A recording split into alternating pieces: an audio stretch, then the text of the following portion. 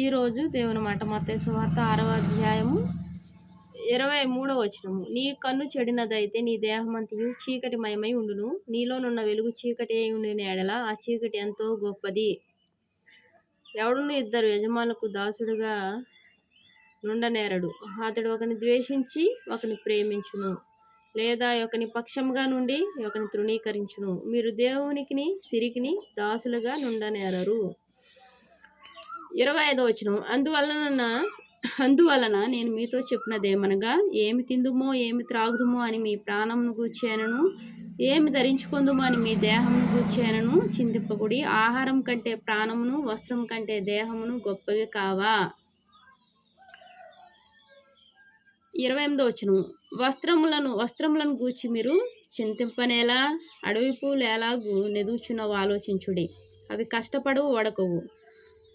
ఆయనను తన సమస్త వైభవంతో కూడిన సొలొమోను సహితము వీటిలో నొకదాని వలెనైనను అలంకరింపబడలేదు. నేడుండి రేపు పొయ్యిలో వేయబడు అడవి గడ్డిని దేవుడు ఇలాగూ అలంకరించిన ఎడల అల్ప విశ్వాసులారా, మీకు మరి నిశ్చయముగా వస్త్రములు ధరింపజేయను గదా. కాబట్టి ఏమి తిందుమో ఏమి త్రాగుదుమో ఏమి ధరించుకుందుమో అని చింతింపకుడి. ఇవన్నీ 32వ వచనం. ఇవన్నీ మీకు కావాలేనని మీ పరలోకపు తండ్రికి తెలియను. కాబట్టి మీరు ఆయన రాజ్యమును నీతిని మొదట వెదుకుడి, అప్పుడు అవన్నీ మీకు అనుగ్రహింపబడును. ప్రియమైన దేవుని మాట వింటున్న వాళ్ళారా, 23వ వచనంలో కన్ను గురించి దేవుడు చెప్తున్నాడు. నీ కన్ను మంచిగా ఉంటే దేహమంతా ఎలా ఉంటుందంట? ఆరోగ్యకరంగా మంచిగా ఉంటుందంట. నీ కన్ను చెడిపోతే ఎలా ఉంటుంది? దేహమంతా చీకటిమయమై ఉంటుందంట. చీకటిలో ఏముంటాయి? కష్టాలు, బాధలు, కన్నీరు, కలహము, ఇవన్నీ ఉంటాయి. ఇవన్నీ దేనికి? చీకటికి సాదృశ్యము.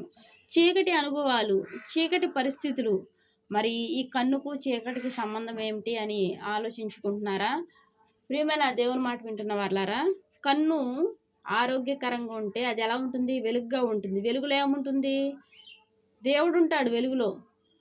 మన కన్ను ఎలాగా మంచిదైతే, మన కన్ను మంచిదిగా ఉంటే మన యొక్క చూసే అనుభవము, చూసి చేసే పని, అలాగే చూసి మనం ప్రతిదీ మన యొక్క కన్నుతో చూసే పరిస్థితి మంచిగా ఉంటే అది ఎలా ఉంటుందంట? మన దేహం అంతా వెలుగుగా ఉంటుందంట, ఆరోగ్యకరంగా ఉంటుందంట. వెలుగులో ఏముంటాయి? బాధలు ఉండవు, కన్నీరు ఉండవు, కలతలు ఉండవు, కష్టాలు ఉండవు, అసమాధానం ఉండదు. వెలుగులో సమాధానం ఉంటుంది, సంతోషం ఉంటుంది, ఆనందం ఉంటుంది. ఆ వెలుగులో ఉండేది ఎవరు? ముఖ్యంగా దేవుడు ఉంటాడు. కృపగల దేవుడు, నడిపించే తండ్రి ఆయన ఉంటాడు. నీ కన్ను మంచిగా ఉంటే నువ్వు వెలుగులో ఉంటావు. దేని గురించి చింతించవద్దు అని దేవుడు చెప్తున్నాడు. వస్త్రాల గురించి, అలాగే దేని గురించి? ఆహారం గురించి ఏ విషయంలో చింతించవద్దు అంటున్నాడు. అలాగే ప్రతీదీ ఆయన ఇచ్చే దేవుడుగా ఉన్నాడు. మొదట నా రాజ్యాన్ని నీతిని వెదకండి, మీకేం కావాలో నాకు తెలుసు, నేను అన్నీ ఇస్తాను అంటున్నాడు. మనం ఏం చేయాలి? మొదట రాజ్యాన్ని నీతిని వెతకాలి. వెతికితే మనకు ఏం కావాలో? వస్త్రాలు కావాలా, బంగారం కావాలా, వెండి కావాలా, ఏం కావాలో ఆయన ఇచ్చే దేవుడుగా ఉన్నాడు. సమస్తం ఇస్తాను అంటున్నాడు. నేను వెండి ఇవ్వను, బంగారాన్ని ఇవ్వను అని అనడం లేదు. అబ్రాహాముకు బంగారము వెండి ఉంది, అలాగే రెబ్కా బంగారం ధరించుకుంది, అలాగే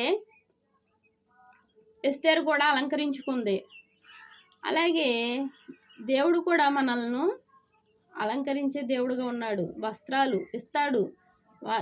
నీకు పట్టు చీరలు లేవా? ఇంకా పట్టు చీరలు కావాలనుకుంటున్నావా? ఇంకా నీకేం కావాలనుకుంటున్నావో నీకు నచ్చిన వస్త్రాలు దేవుడు ఇస్తాడు. అది నీకు ఏం కావాలనుకుంటున్నావు? ఆహార పదార్థాల ఏం తక్కువ ఉన్నాయో సమస్తాన్ని ఇచ్చే దేవుడు. అప్పుల ఊబ ఆయన లేవనెత్తే దేవుడు. ప్రియమైన దేవుని మాట వింటున్నా నా సహోదరి సహోదరులారా, మనము మొదట ఆయన రాజ్యాన్ని నీతిని వెతికితే ఇవన్నీ దేవుడు ఇచ్చే దేవుడుగా ఉన్నాడు. ఆయన రాజ్యాన్ని, ఆయన నీతిని వెతికే అనుభవంలో మన యొక్క కన్ను ఎలా ఉండాలి? మంచిదే ఉండాలి. మన యొక్క ప్రయాణం వెలుగులో ఉండాలి. మన చూపు వెలుగు వైపు ఉండాలి. మన యొక్క మనసు వెలుగు వైపు ఉండాలి. ఆ వెలుగులో ఎవరుంటారు? దేవుడు ఉంటాడు. ఆ యొక్క అనుభవం కలిగి ఆ వెలుగు వైపు చూస్తే, ఆ గొప్ప వెలుగు వైపు చూస్తే ఎలా ఉంటుంది? మన యొక్క జీవితాలు మారతాయి. ఎంతో సంతోషంగా ఉంటాయి, ఎంతో సమాధానంగా ఉంటాయి, ఆహ్లాదకరంగా ఉంటాయి. ముఖ్యంగా ఈ కన్ను మంచిదైతే వెలుగు అనుభవంలో ఉంటాము. కన్ను చెడిందైతే ఆ చీకటి ఎంతో గొప్పదని వ్రాయడం జరిగింది. ఆ చీకటి ఎంతో గొప్పదంట. చీకటి గొప్పదా? చిన్నదా? చాలా గొప్పది.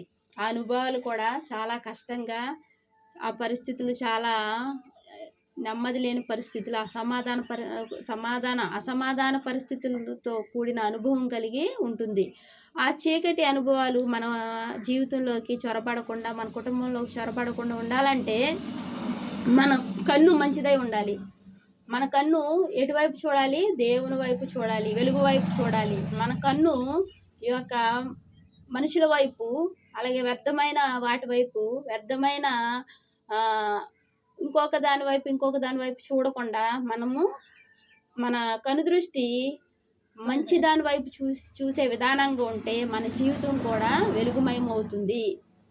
మన దేవుడు వెలుగులో ఉంటాడు, ఆయన చీకట్లో ఉండడు. మన దృష్టి కూడా వెలుగు వైపు పెడితే మన జీవితాలు వెలుగుమయంగా మారతాయి. ఈ అనుభవం కలిగి మనం నడుచుకుందాం.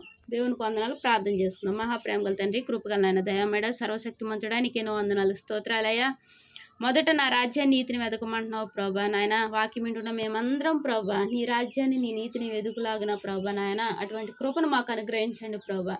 మా దృష్టి, మా మనసు తండ్రి నీ వైపు తండ్రి చూసే అనుభవాన్ని అనుగ్రహించండి ప్రభా. అటువంటి శక్తిని ప్రసాదించండి ప్రభా. వాక్యం వింటున్న ప్రతి ఒక్కరిని ప్రభా ఆశీర్వదించండి, దీవించండి ప్రభా. చీకటి అనుభవాలను కొట్టివేయండి ప్రభా. మా కన్ను ప్రభా మంచిదాని వైపు చూచిలాగిన ప్రభా నాయన, నీ సహాయాన్ని మాకు అందించండి ప్రభా. కృపగల దేవ, ఈ రోజు నుంచి మా జీవితాలను వెలుగుమయం చేయండి ప్రభా. చీకటి అనుభవాలు, చీకటి పరిస్థితులను తొలగించండి ప్రభా. తండ్రి నాయన, యేసయ్యా నీ నామంలో శక్తి ఉంది ప్రభా. ఆ శక్తిని మాకు ప్రసాదించి నడపండి ప్రభా నాయన. కృపగల దేవానికి కృపను బట్టి వందనాలు చెల్లించుకుంటూ నా ప్రభుని ప్రియరక్షకుడు అనే యేసుక్రీస్తు వారి నామంలో అతి వినయంగా బ్రతిమాడి వేడుకుంటున్నాను తండ్రి. ఆమేన్, ఆమేన్. అందరికీ ప్రైజ్ ది లార్డ్.